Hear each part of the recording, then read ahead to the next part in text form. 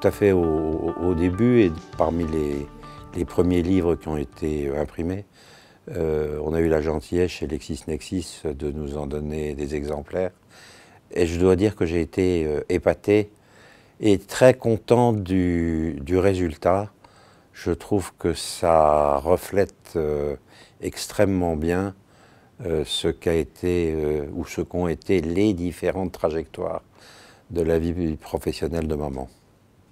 En réalité, ce que j'ai trouvé très frappant dans cet ouvrage, c'est d'abord le découpage de la vie professionnelle de maman en chapitres très différents, mais sur des durées de vie à peu près équivalentes. D'abord le magistrat, ensuite la femme politique, ensuite la femme engagée, ensuite la femme européenne et enfin la femme de la mémoire. Bien sûr, au travers de tout cela, la permanence de son engagement féministe, mais ça nous le savions parce que nous le vivions à la maison tous les jours. Maman était entourée exclusivement d'hommes, de papa et de mes frères et de moi, et pourtant elle nous avait appris que la femme est l'égale de l'homme. Personne ne pouvait l'oublier à la maison. Et ces 5 ou 6 chapitres de la vie professionnelle de maman, en réalité, quand on les regarde au travers de ce livre, on voit à quel point ils se succèdent avec logique et cohérence. Et ça, c'est très intéressant, je trouve. Les lecteurs de l'ouvrage devraient trouver à la fois, me semble-t-il, un confort intellectuel assez rassurant sur les gens qui pratiquent le droit, et en même temps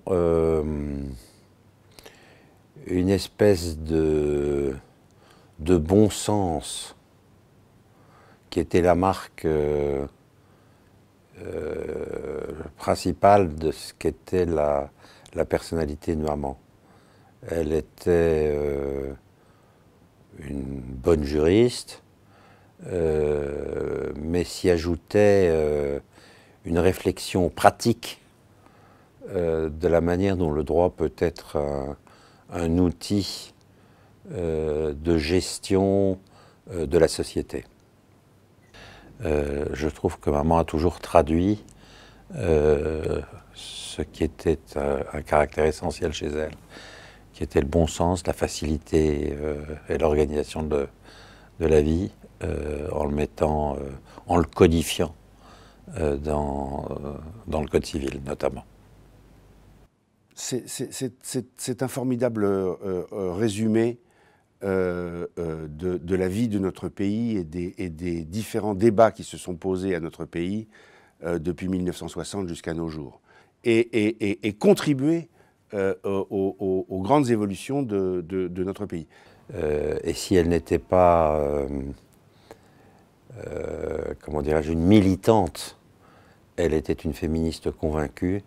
Et ça se voit très bien dans son travail de magistrat, mais aussi de législateur quand elle a été ministre, et les différents sujets sur lesquels elle a eu à se pencher à l'occasion des divers postes qu'elle a occupés, que ce soit à la chancellerie ou que ce soit dans ses fonctions de ministre.